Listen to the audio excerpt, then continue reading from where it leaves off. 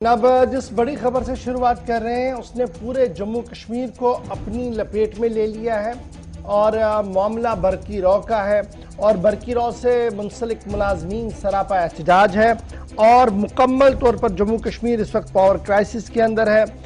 हुकूमती सतह पर मज़ाकराती दो दौर हुए हैं और दोनों दौर अभी तक नाकाम ही नजर आ रहे हैं और इसी नाकामी के बीच कल सूबाई कमिश्नर जम्मू का बड़ा फैसला भी सामने आया, जिस बीच सूबाई कमिश्नर जम्मू ने आर्मी इंजीनियरिंग विंग की मदद तलब की और बाज़ाब्ता तौर पर आर्मी इंजीनियरिंग विंग के अफराद को डिप्यूट किया गया मुख्तलिफ इलाकों के अंदर, मुख्तलिफ अजला के अंदर, जहां जहां पर पावर क्राइसिस बहुत ज़्यादा बढ़ रही थी। तस्वीरें आपके सामने हैं। रात देर गए तकरीबन 8:50 के आसपास प्रेस कॉन्फ्रेंस और उसके आनन फानन में आर्मी ने टेक ओवर किया। आर्मी की जो इंजीनियरिंग विंग है उन्होंने कई मकामात पर गई, ग्रिड स्टेशन पर जम्मू कश्मीर पुलिस, रेवेन्यू इंतजामिया के अफसरों के साथ जाकर वहां की सूरत हाल का जायजा लिया है। 20,000 पावर सेक्टर एम्प्लॉयज बाइकआउट पर है और ये बाइकआउट का कॉल जो है वो फ्राइडे से शुरू हुआ था और कई अहम मुतालबात उनके हैं, जिनमें जो प्रपोज्ड जॉइंट वेंचर बनाना है Jammu Kashmir power transmission corporation limited और पावर ग्रिड कॉरपोरेशन को, इसको ख़त्म करने का पहला मुतालबा है। फिर अपने मुतालबात को लेकर उनका मानना है कि जनाब जो तफावत है उसको ख़त्म किया जाए। डेलीवेजर्स का मामला इसमें रखा गया है। लेकिन इस बीच जब 2 रोज से ये एहतजाज जारी था तो इस एहतजाज को देखते हुए अब इनकी और हौसला अफजाई हो रही है, क्योंकि खबर जो सामने आ रही है वो ये आ रही है कि all India power employees federation ने बाज़ाब्ता तौर पर हिमायत का ऐलान कर दिया है। ऑल इंडिया पावर फेडरेशन की तरफ से लेफ्टिनेंट गवर्नर से मुदाखलत की अपील की गई है और ये मान लिया है कि लोगों को काफ़ी गोनागू मुश्किलात से दो चार तो होना पड़ रहा है, लेकिन मुलाजमीन के पास कोई दूसरा रास्ता इस हवाले से नहीं था, क्योंकि 2-2.5 साल से लगातार मज़ाकरात चल रहे थे।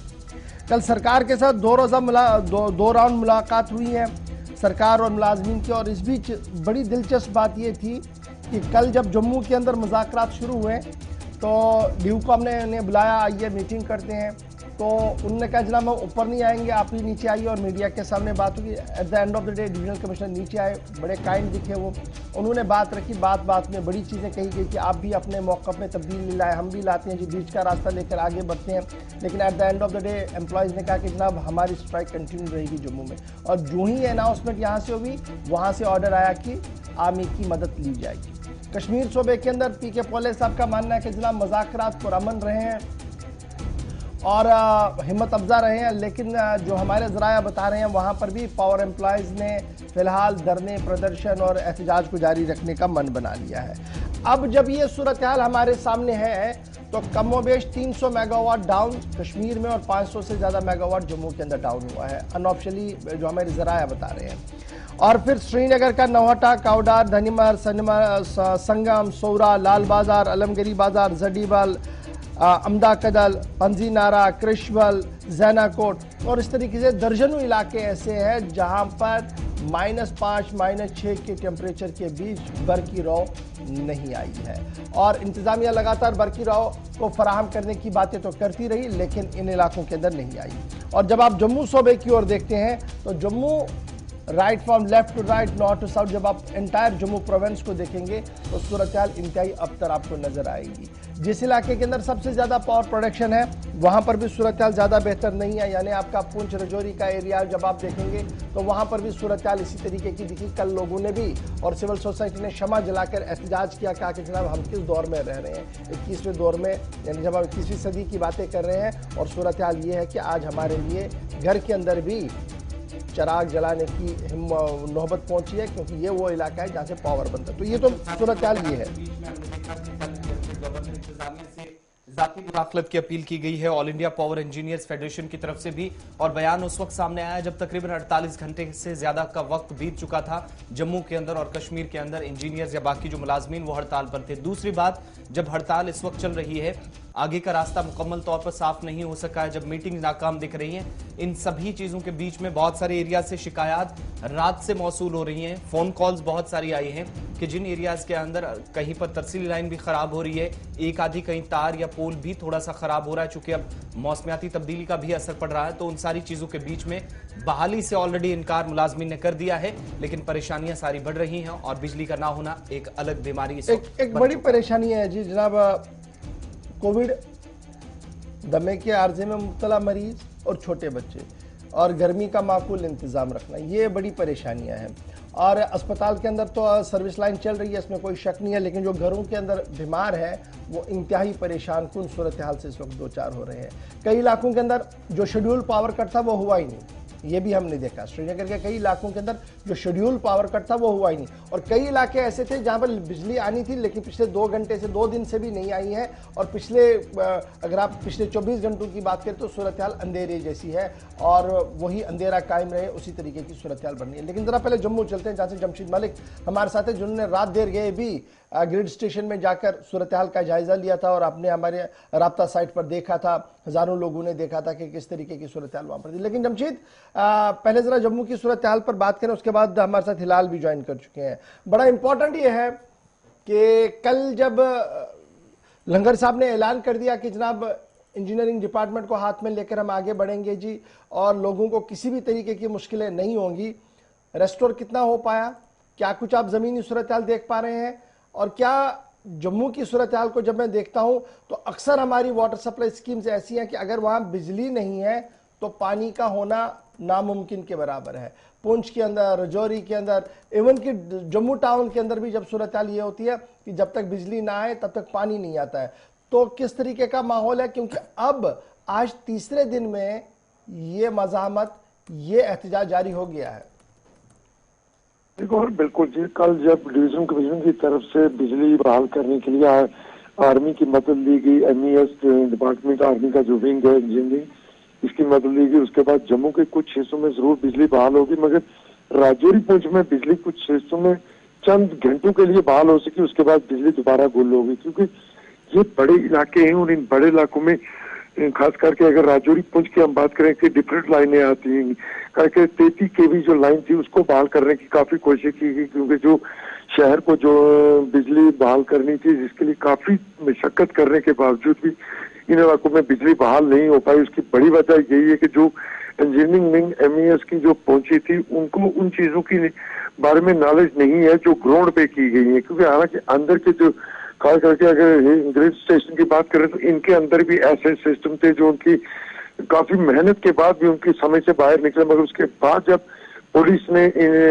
PDD के इंजीनियर को वहां लाया, उनसे जो बात की, उसके बाद तो कुछ हद तक कुछ इलाकों में, छोटे से इलाके में ही बिजली जरूर बहाल कर दी थी, मगर बाद में वो भी गुल हो गई। उसके बाद दोबारा बिजली बहाल नहीं हो सकी, काफी मेहनत देर रात तक।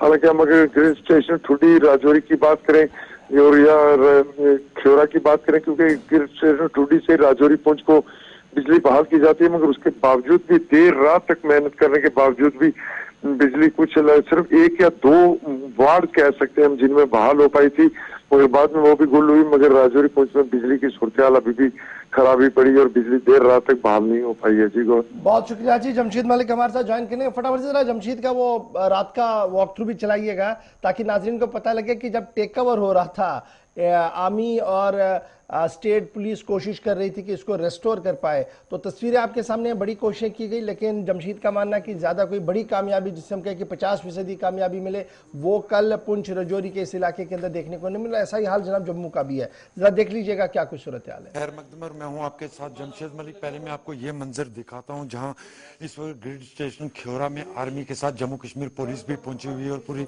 जांच की जा रही है, क्योंकि मुलाजमों की परेशानियां एक तरफ, लोगों को काफी परेशानियों का सामना करना पड़ रहा है। उसकी सबसे बड़ी वजह जो मैं बता रहा हूं आपको कि राजौरी में पिछले कल के बाद बिजली गुल है, उसके साथ साथ राजौरी में पीने का साफ पानी भी इनकी अदम दस्तयाबी से भी लोग परेशान हैं। जहां अभी थोड़ी देर पहले सरकार ने आर्मी की मदद लेने का फैसला लिया था और आप देख सकते होंगे इस वक्त तहसीलदार राजौरी, SHO राजौरी, उनके साथ आर्मी के जवान भी हैं और इस वक्त ये जांच की जा रही है इस वक्त। हालांकि इनकी तरफ से बात कही जा रही है कि यहाँ फॉल्ट है, मगर ये फॉल्ट क्यों है, यही चीजें पूछी जा रही है, क्योंकि स्पेशल लाइन जो है वो पूरी तरह चल रही है, उसमें कोई फॉल्ट नजर नहीं आ रहा, मगर जो लोग पब्लिक के लिए लाइनें हैं उनमें फॉल्ट दिखाया जा रहा है बार बार, जिस कारण लोगों को काफी परेशानी हो रही है। आप इस वक्त का ये मंजर आप मेरी तरफ देख सकते होंगे कि किस तरह की लोगों को परेशानियां सामने आ रही हैं। ये सामने आप देख सकते होंगे जम्मू कश्मीर पुलिस, SHO राजौरी, तहसीलदार राजौरी, उनके साथ आर्मी के जवान भी हैं जो इस वक्त ग्रिड स्टेशन ख्योरा में मौजूद हैं, जहां से बिजली राजौरी में सप्लाई की जाती है। इससे परेशान लोगों को काफी इससे परेशानियों का सामना हो रहा है, क्योंकि राजौरी में कल जब प्रेस कॉन्फ्रेंस हो रही थी सूबाई कमिश्नर जम्मू और उनके साथ ADGP थे, किस तरीके का लहजा था और क्या कुछ टारगेट लाइन थी, जरा देख लीजिएगा। आपको अंदाजा लग सकता है कि स्टेट के बीच ही दोनों पिलर्स के बीच किस तरीके का माहौल बन रहा है। उनको पॉइंट वाइज रिड्रेस किया गया, जो कि MD साहब ने उस वक्त वहां पे मौके पे बताया। कुछ इमीडिएटली रिड्रेस हो गए हैं, कुछ रिड्रेस एक प्रोसीजर के तहत होंगे जो कि हो जाएंगे। हमारी तरफ से उनको ये गुजारिश की गई थी कि लोगों को काफी असुविधा हो रही है, जिसके कारण आप इस स्ट्राइक को, जो हमने आपको आश्वासन दिए हैं, उसकी बेसिस पे आप कॉल ऑफ कर लें। उस पे वो विचार कर रहे हैं। मुझे उम्मीद है कि वो विचार करके इसको कॉल ऑफ कर लेंगे। मीनवाइल लोगों की असुविधा जितनी भी कम की जा सके उसके लिए गवर्नमेंट की तरफ से प्रयास किए जा रहे हैं, और मुझे उम्मीद है कि ये जो स्ट्राइकिंग एम्प्लॉयज हैं वो हमारे आश्वासन से आश्वस्त हो जाएंगे और अपनी स्ट्राइक को कॉल ऑफ कर लेंगे, और हम अपने प्रयास में किसी तरह की कोई कमी नहीं रखेंगे। अगर हमारी जो प्रयास जो चल रही है, लोगों को जो इलेक्ट्रिसिटी सप्लाई रिस्टोर करने की जो प्रयास है, उस पे हम जो भी मीन सप्लाई कर रहे हैं, उसमें अगर कोई खलल डालता है या उसमें रुकावट पैदा करता है, उसके खिलाफ सख्त कार्रवाई की जाएगी। उस पे कोई ये ना समझे कि वो उसको बख्शा जाएगा। You must have witnessed that there have been some rounds of talks already at various levels with the employees of the Power Development Department who have gone on an indefinite strike. And just few hours back also we were there discussing the issues over with them. The press conference actually is to highlight certain points. I would just like to mention that the power sector reforms, they are inevitable. The government of India has clearly told us to ensure that the reformation is in place. Whatever funds and grants that are going to come now in the power sector are going to be linked with certain verifiable objective criteria and achievable parameters. The purpose and the intent is very simple. You are all aware, the Honorable Lieutenant Governor UT of J&K has also said that the goal is 24/7 power supply, and that too assured and quality power supply. So that is the only simple intent behind all these measures. You have yourself witnessed that today, in today's scenario, wherever there is power, there are DISCOMs, distribution companies, there are corporations, like we have the Power Distribution Corporation and the Power Transmission Corporation in Jammu as well as Kashmir province. आप सुन रहे थे सूबाई commissioner को किस तरीके से वो कह रहे थे कि जनाब अगर आने वाली दिनों की हम बात करें, जो पैसा आना है वो अब सेट क्राइटेरिया के तहत आएगा और उसी सेट क्राइटेरिया को लेफ्टिनेंट गवर्नर इंतजामिया इन्फोर्स करना चाहती है। मुलाजमीन सरापा एहतजाज श्रीनगर सीधे चलेंगी। उसके बाद एक बड़ी खबर आ रही है, लेकिन श्रीनगर चलने से चलेंगे क्योंकि श्रीनगर से लगातार हमारे न्यूज रूम को ये कॉल्स आ रही हैं, ये बातें आ रही है कि जनाब अवाम लगातार परेशान है और इस परेशानी के बीच हुकूमत मुकम्मल तौर पर अभी तक नाकाम नजर आ रही है। फिलहाल अपडेट कीजिएगा, जम्मू की सूरत हाल से हमने रूबरू करवाया अपने नाजरीन को। कश्मीर की क्या कुछ सूरत हाल है, क्या वाकई तौर पर 500 मेगावाट डाउन है जो अभी तक इतलात आ रही है? देखिए गवर, जब से ही ये मुलाजमीन एहतजाज पे चले गए, ठीक उसी दिन से हमने देखा कि कश्मीर के अंदर पावर क्राइसिस काफी बढ़ चुकी है। शहर हो या गांव हो, हर जगह पर लोग हाहाकार कर रहे हैं और लोगों का मानना है कि तरफ माइनस टेम्परेचर में वो जी रहे हैं, और उसके बाद जब विंटर्स में बिजली की जरूरत रहती है और एक लाइफलाइन तस्वुर किया जाता है बिजली को, वहीं पर बिजली की ना होने की वजह से लोगों को काफी मुश्किलात का सामना करना पड़ रहा है। हर एक जगह पर तकरीबन जो गांव के इलाके हैं या शहरी इलाके हैं, यहाँ पर हम देख रहे हैं कि सुबह बिजली चली जाती है, फिर रात के 11 बजे 12 बजे कभी कभार आती है। ऐसे भी दर्जन भर इलाके हैं या ऐसे भी सैकड़ों इलाके हैं जहां पर बिजली आई ही नहीं। और कुछ इलाकों में जो कि एक सिस्टम होता है बिजली के अंदर भी, ये जरूरी नहीं कि जो पावर ग्रिड स्टेशन हैं वहां पर फौज को बुलाया गया है और वहां से फौज ने बिजली को शेड्यूल किया और वहां से उन्होंने बिजली को ऑन किया। लेकिन जब ग्राउंड पे हम देखते हैं कहीं पर जब तार जलती है तो उसको कोई ठीक करने वाला नहीं है। जब ट्रांसफार्मर के पास फ्यूज जल जाता है, फ्यूज उड़ जाता है, तो उसको रिकनेक्ट करने के लिए कोई नहीं है। मैंने खुद भी कल कई एक जगहों पर देखा कि छोटे बच्चे फ्यूज लगा रहे थे, जो एक बड़ा हादसा कभी भी जो है कश्मीर के अंदर हो सकता है, क्योंकि छोटे बच्चे ट्रांसफार्मर के पास जाकर फ्यूज लगा रहे थे क्योंकि उस इलाके का फ्यूज उड़ गया था। तो इस तरह से जो अनप्रोफेशनल लोग हैं वो अब खुद इस मेंटेनेंस में लगे हुए हैं, इसको खुद ठीक करने के लिए लगे हैं। कहीं पर जब फ्यूज जल जाता है, कोई लिंक उड़ जाती है, तो इस वजह से कश्मीर के अंदर ये सूरत हाल अब गांव हो या शहर वो यहाँ बनी हुई है। और सबसे बढ़कर चूंकि छाती के अमराज जी, क्योंकि छाती के अमराज गवर बहुत सारे कश्मीर के अंदर विंटर्स के अंदर ही होते हैं, जो कोविड भी होते हैं, नॉन कोविड भी होते हैं, और ज्यादा जो उनकी डिपेंडेंसी है वो ऑक्सीजन कॉन्सेंट्रेटर्स पर है। और जब ऑक्सीजन कॉन्सेंट्रेटर्स को बिजली नहीं मिलती है तो वो चल नहीं पाते हैं। नतीजा क्या है कि एक मरीज को मरने का खतरा लायक हो जाता है। और इस वही वजह है कि जो बाकी ऑक्सीजन सिलेंडर वाले यहाँ पर है, जो ऑक्सीजन सिलेंडर्स प्रोवाइड करते हैं, अब वहां पर उन पर काफी दबाव बढ़ चुका है। इस सारी सिचुएशन को समझने की जरूरत है, क्योंकि अगर ये सिचुएशन कंटिन्यू रही, क्योंकि 24 तारीख को बर्फबारी की भी पेशन गोई है जिसमें और बिजली मुतासिर रहने का जो है आशंका है और उसकी ज्यादा खदशात हैं। तो इस सब के को मद्देनजर रखते हुए क्या जम्मू कश्मीर गवर्नमेंट की तरफ से सफिशिएंट मेजर्स उठाए जा रहे हैं, ये एक सवाल अभी बना हुआ है। अच्छा जी, बड़ा इंपॉर्टेंट ये है ना, इससे पहले कि आसिफ आपके पास आए सवाल लेकर, बड़ा इंपॉर्टेंट ये है कि इस पूरे सिनेरियो में जो बड़े अफसर है, सूबाई कमिश्नर ठीक है जी, एक सूबे के अफसर है, लेकिन जो at the helm of affairs अफसर है, कमिश्नर सेक्रेटरी साहब पीडीडी है, एडवाइजर साहब हैं, उनकी मीटिंग्स कहीं दिख नहीं रही है, उनकी एक्टिवेशन कहीं दिख नहीं रही है। देखिए, अभी सारा फोकस जो है जम्मू के अंदर है, क्योंकि सेक्रेटेरिएट अभी जम्मू के अंदर ही है। तो इस वजह से जो बिजली मुलाजमीन की बड़ी डिमांड रही है कि सेक्रेटरी लेवल पर जो है उनकी बातचीत होनी चाहिए।